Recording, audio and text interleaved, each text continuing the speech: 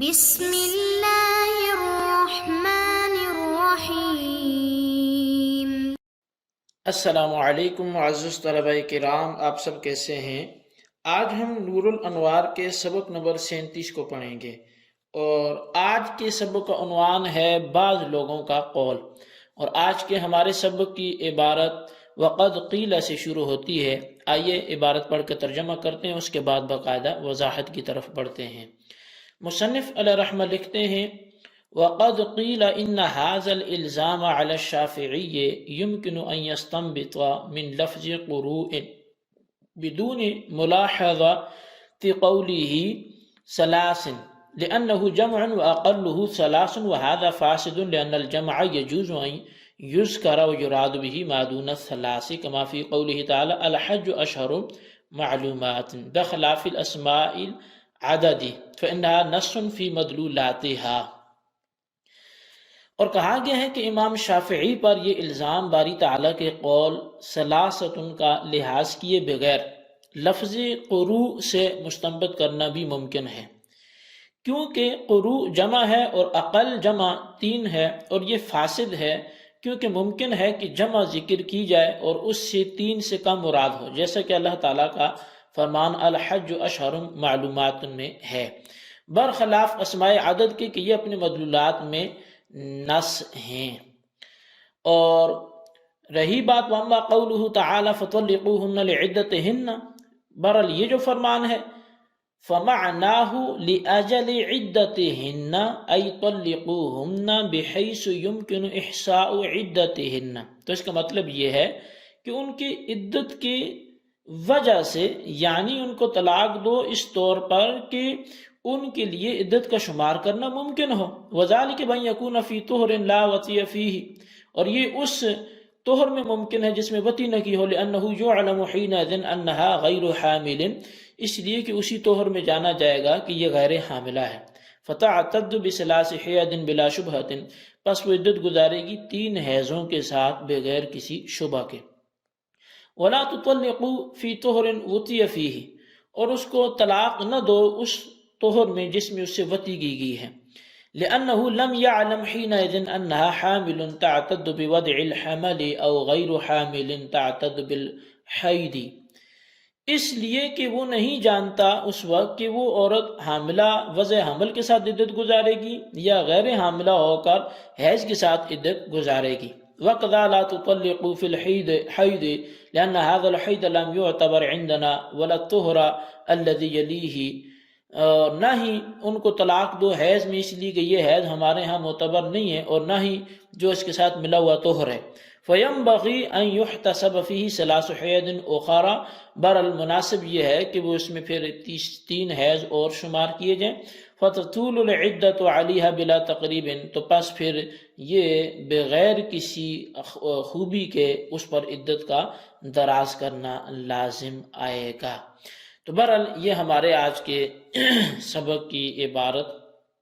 اور اس کا ترجمہ تھا۔ اب آئیے اس کی وضاحت و تشریح کی طرف بڑھتے ہیں۔ صاحب نور الانوار نے فرمایا کہ بعض حضرات کا خیال یہ ہے کہ قروء کی مراد حیض کے ساتھ متعین کرنے میں امام شافعی کے خلاف جس طرح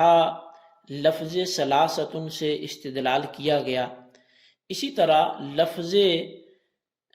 قروء سے جو جمع کا صیغہ ہے اس سے بھی استدلال کرنا ممکن ہے،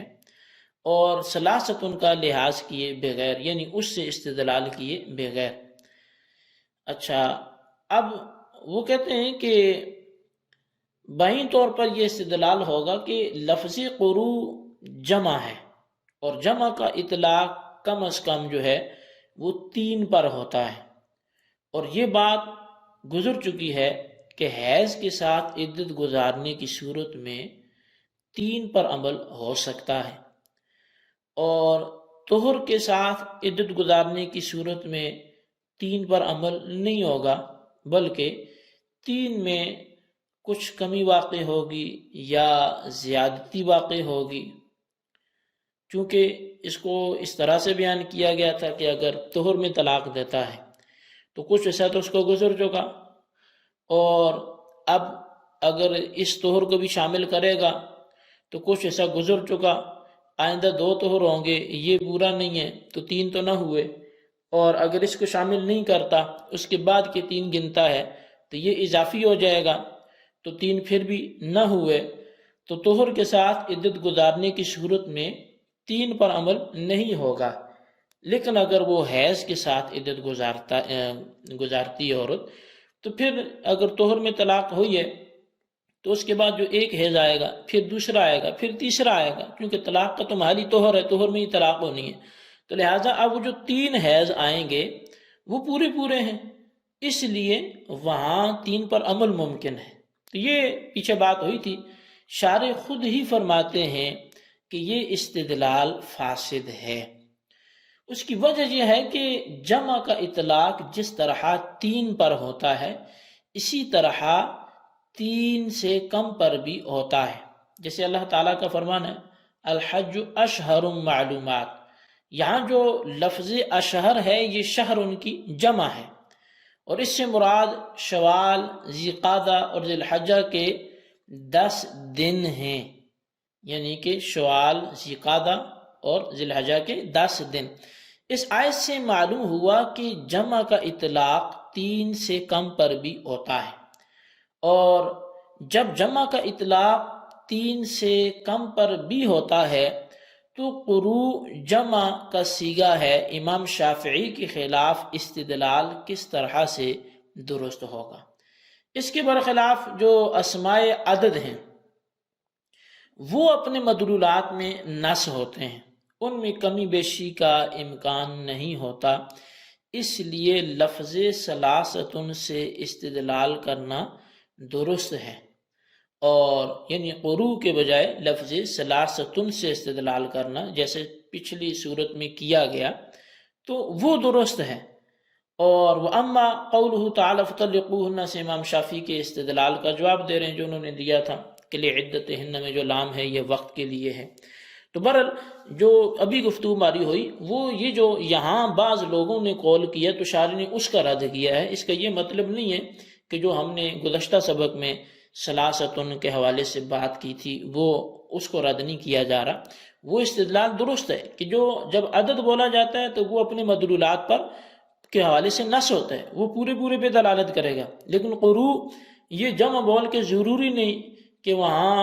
جو ہے وہ جمع ہی مراد ہو، کبھی کبھی کم پر بھی جمع کا صیغہ بول دیا جاتا ہے۔ اچھا، البتہ اب وہ جو امام شافعی کے اعتراض کا جواب کیا بنے گا کہ انہوں نے کہا تھا کہ لِعِدَّتِهِنَّ میں لام وقت کے لیے ہے، تو اس کا مطلب یہ ہے کہ اب طہر میں ہی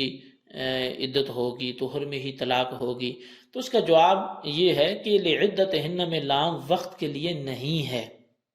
بلکہ اجل اور علت کے لیے ہے، یعنی فَطَلِّقُوهُنَّ لِأَجَلِ عِدَّتِهِنَّ، یعنی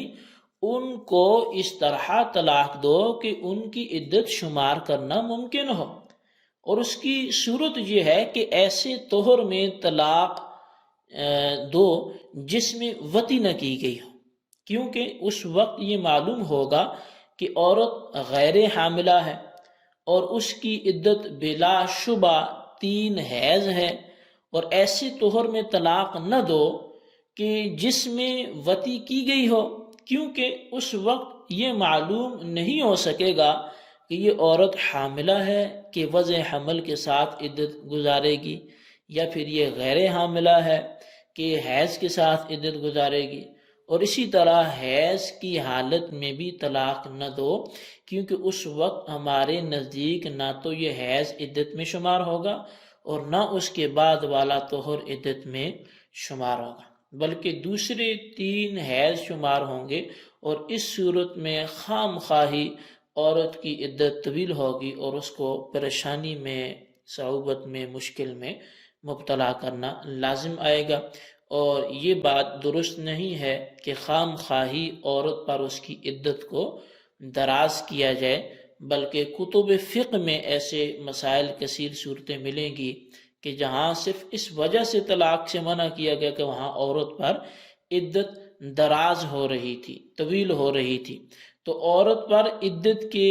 بار کو کم کرنا ہے، اس کو طویل نہیں کرنا، تو لہٰذا یہ جو مسئلہ ہے اس میں بھی خام خواہ عورت کی عدت کو طویل نہیں کیا جائے گا اور اس کو پریشانی میں مبتلا نہیں کیا جائے گا۔ یہ ہمارا آج کا سبق تھا جی، اس کو آپ خلاصتاً اپنے رجسٹر پر لکھیں اور بالخصوص ان سوالات کے جوابات دیں۔ سوال نمبر 1 یہ ہے کہ بعض لوگوں کا جو جواب قروء سے ہے وہ استدلال کیسے ہے، اس کو ثابت کریں۔ اور سوال نمبر 2 یہ ہے کہ شارح نے اس کا رد کیسے کیا، تحریر کریں۔ اللہ تبارک و تعالیٰ سے دعا ہے جو کچھ ہم نے پڑھا سنا اسے یاد رکھنے کی توفیق نصیب فرمائے، آمین بجاہ النبی الامین صلی اللہ علیہ وسلم۔